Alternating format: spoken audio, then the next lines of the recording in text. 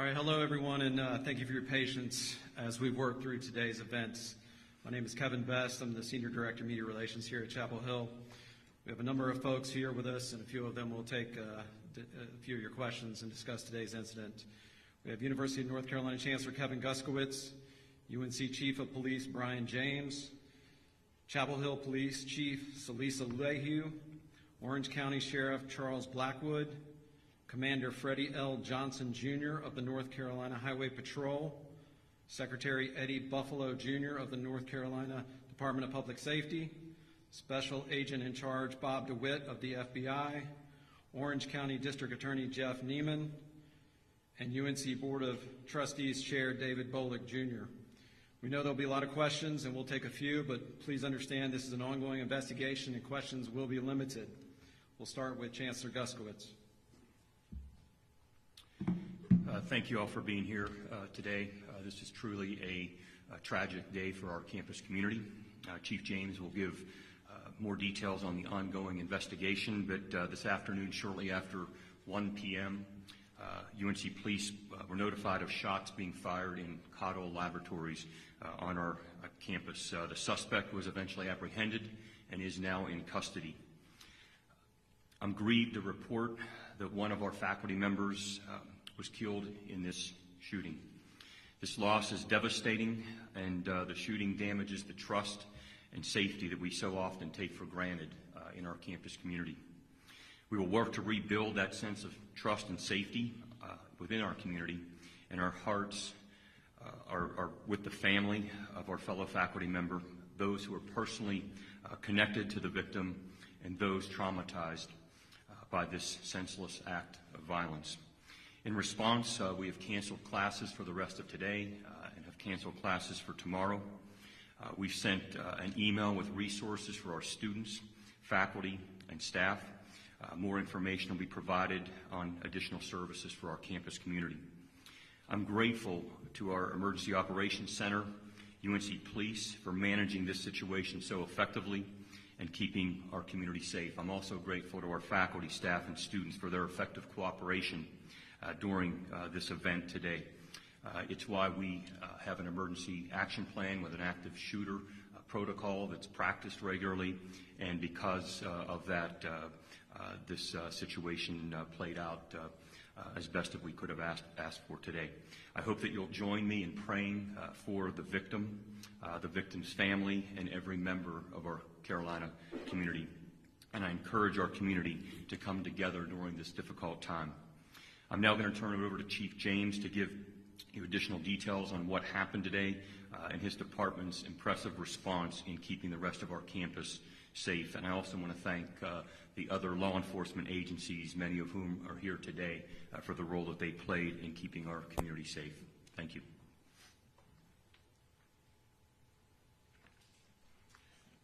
Thank you. I'm Brian James. I'm the Chief of Police for the UNC Police Department. I thank you for being here this evening.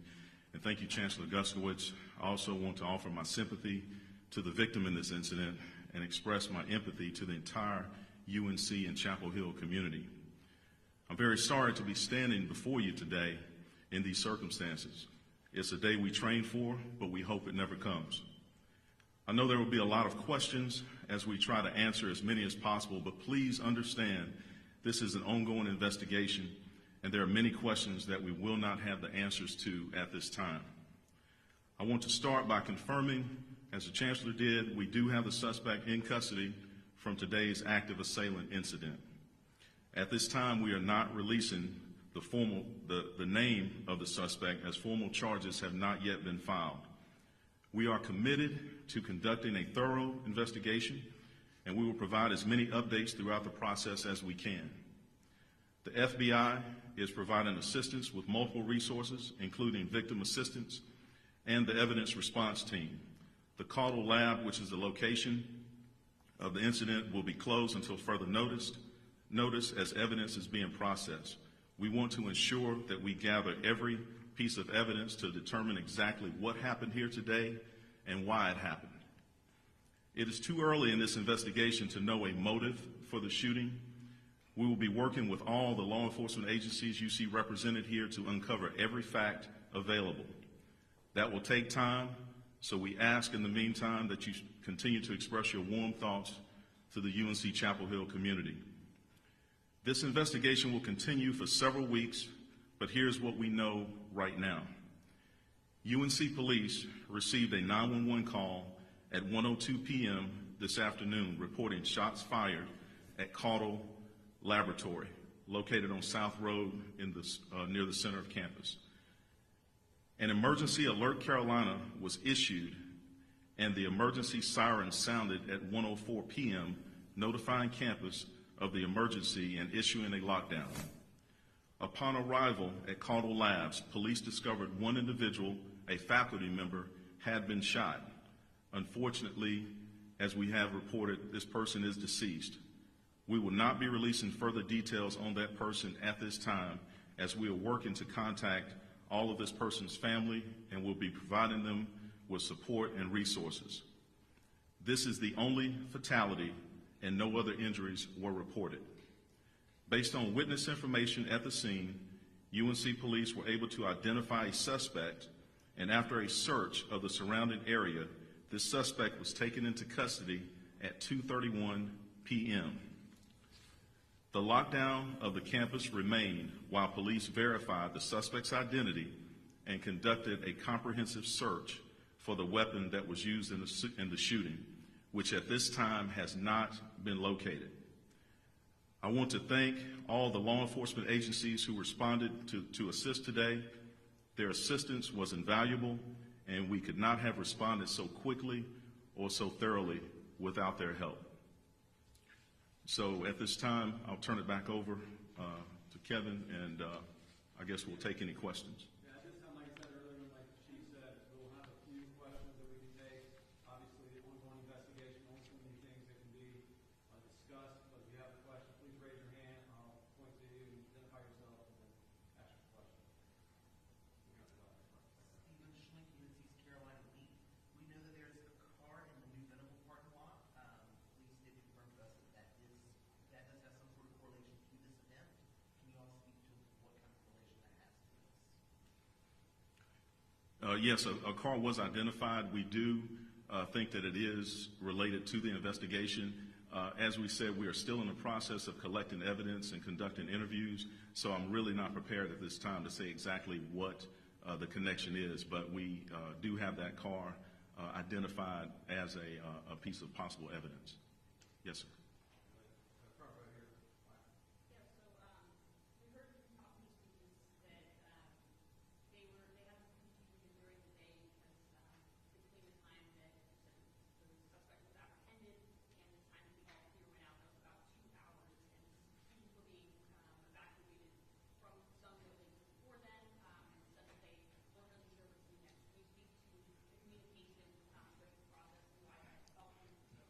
Yes, so once the suspect was identified and apprehended, we still had to ensure that this was the correct person. So there was an identification process. We did not want to put that information out at that time because we weren't sure. Also, we were receiving a number of calls around campus about possibly having other victims. There were a couple of other calls about possible gunshots. So we had to ensure that the entire campus was safe. So we had a number of officers that were on the ground doing an entire sweep of that area, also searching all the adjacent buildings. So we wanted to be sure that that the campus was in fact all clear before we issued that. So that's why there was the lapse in time. We just wanted to be sure that we had that person in custody and it was the correct person. Yeah, can you tell us the suspect and the faculty member was killed? Were they known to each other? Did they ever work together? Perhaps a potential student?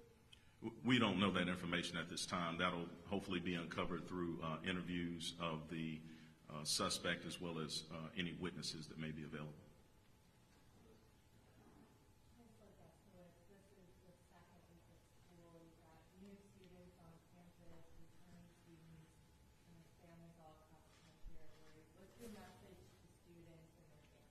This is really a time for the community to come together, and these tragic events, sadly, are happening across our nation. And again, it's why we prepare.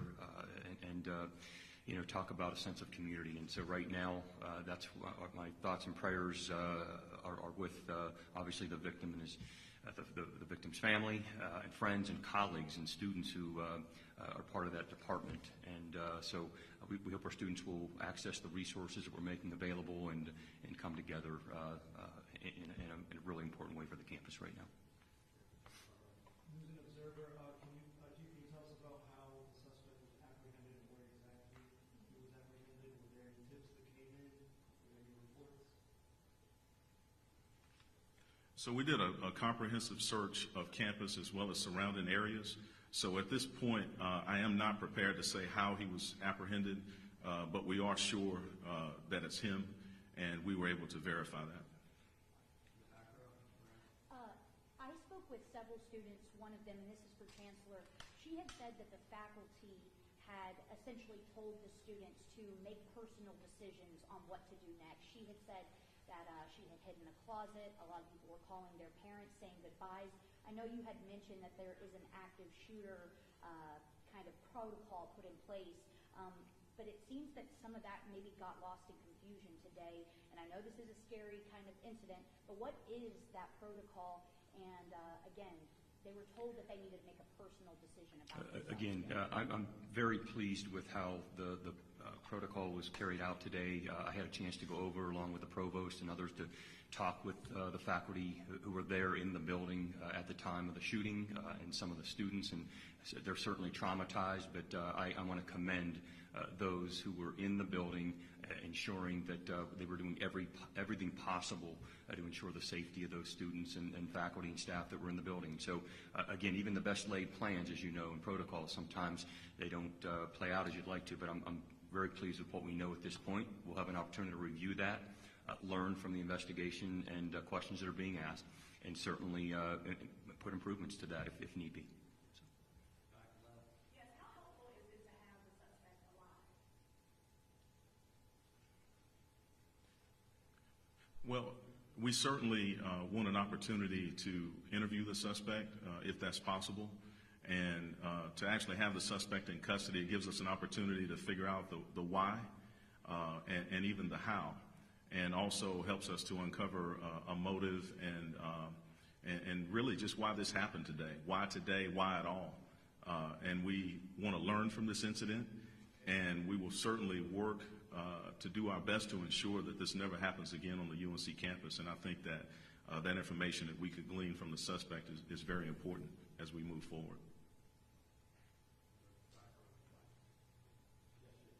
You said you're looking for a weapon. Is it a firearm? Do you know what type of firearm? Is it too early to tell if the suspect has legally obtained a firearm? We are looking for a firearm. It is too early to determine if the firearm was legally obtained, and not prepared at this time to say exactly what kind of weapon it was. There were reports earlier this afternoon about possibly some other suspect being taken into custody. Was that an error? Can you talk about what happened there? Yes, so there was another person that was detained, and we determined very quickly that that was not, in fact, the suspect. Hi, can you tell me what criteria led to that arrest and then let go of that first initial suspect and why that was taken away, or how? Insight on that? That was based on just the description that we were given of the suspect and that person being in close proximity of the incident. I know you said you guys are looking to speak to the suspect to try to ascertain the motive, but is there anything you can share at this time as to what might have led to this? We really don't know until we speak with the suspect. That's my best answer I can give you now. We really do want to know the why in this case and what led to it. This certainly won't be the last update we have. We'll only take a few more questions over here on the left. Folks, we have some students right here in the front row who wait for this. Thousands out there who want to hear from you today. What can you tell them directly? Help us speak by. First of all, I'm sorry because I know so many of you are feeling uncertain about your safety right now. And again, we have very good protocols in place. There's nothing more important on our campus than the safety and well-being of our community members, and certainly our nearly 30,000 students are at the top of that list alongside our faculty and staff. So we're here for you. I'm pleading with you to use any of the resources that you may need, and we'll come together as a community to ensure your safety and the safety of anyone who visits our campus here in Chapel Hill. Chancellor, can you specify what kind of training faculty and students get when it comes specifically to active shooter situations? Can you elaborate a little bit on that? So we have an emergency action plan, and active shooter training is part of that. And so about a year ago, we rolled out a program by which, and I'm going to ask Chief James to say a little bit more about it, along with Darrell Jeter, who I know does an incredible job of running our emergency operations center.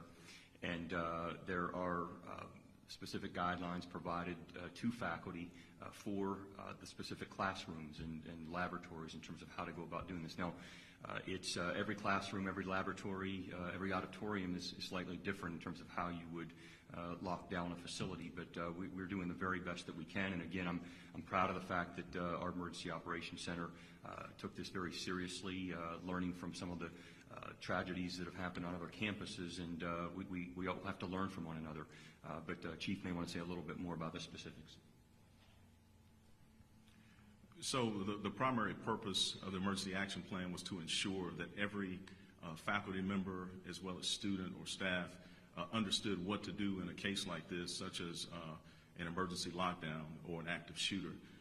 Another layer that we've done from the University Police Department, we've done a number of security surveys across campus to find out how to better secure various buildings on campus. As you know, the buildings range in age on this campus, and so each building can be very unique in how you actually lock it down. So it was important that every member of the organization of UNC assigned to those various buildings understands how to lock down a classroom or any type of structure that they're in, and know where the best places are to go in case of a lockdown.